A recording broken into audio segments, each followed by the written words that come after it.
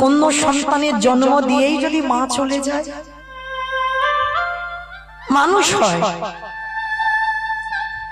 কিন্তু মায়ের মতো পারবে না।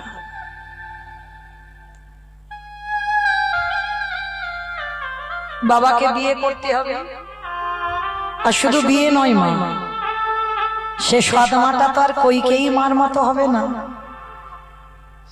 সে বিমাতাটা কি কইকেই মার মতো হবে যে অন্যের সন্তানটাকে নিজের সন্তান করে ভালোবাসবে? সে মা জগতে বড় দুর্লভ। তাহলে একটা একদিনের বাচ্চাকে হীরাচন্দাল মানুষ করবে কি করে? ভগবানের কাছে কাঁদছে, হে দয়াময়, সন্তান চেয়েছিলাম, স্ত্রী চেয়েছিলাম, তাহলে দিয়ে যদি কেড়ে নেবে দিয়েছো কেন?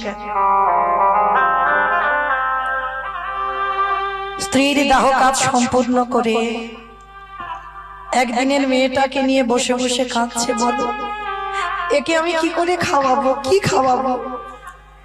গ্রামে গেলে আজকের ভিক্ষা দেবে, কাল ভিক্ষা দেবে, রোজ রোজ তো দেবে না।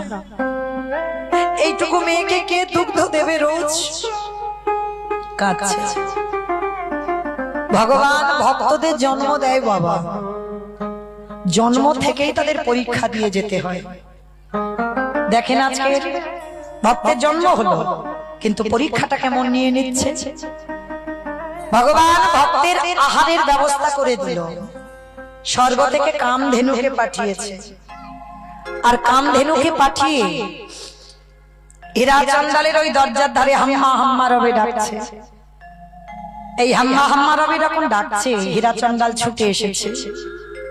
আর ছুটে এসে বাবা দেখে না স্বর্গের কামধেনু, আর কামধেনুর কাছে যে যা চায় তাকে তাই দিয়ে দেয়। তা কামধেনুর কাছে বলছে, গাভী, আমার একদিনের একটা বাচ্চা, একটু দুগ্ধ দিবি? যেই না পাত্রটা পেতে দিয়েছে, মা গাভীর দুগ্ধ দহন করতে হলো না, আপনি থেকে বাঁট দিয়ে দুগ্ধ করে পাত্রটা পূর্ণ করে দিল। আর সেই পূর্ণ পাত্র নিয়ে একদিনের মেয়েটাকে খাওয়া। রোজ ওই কামধেনু আসে আর মাতৃস্নেহে দুগ্ধ দেয় আর চলে যায়। দেখতে দেখতে মেয়েটার বয়স হলো 6 বৎসর। বাবা নাম রাখলো, জানিস মা, আমার বলতে যা কিছু আছে সবরই। মেয়েটার নাম দিল সবরী।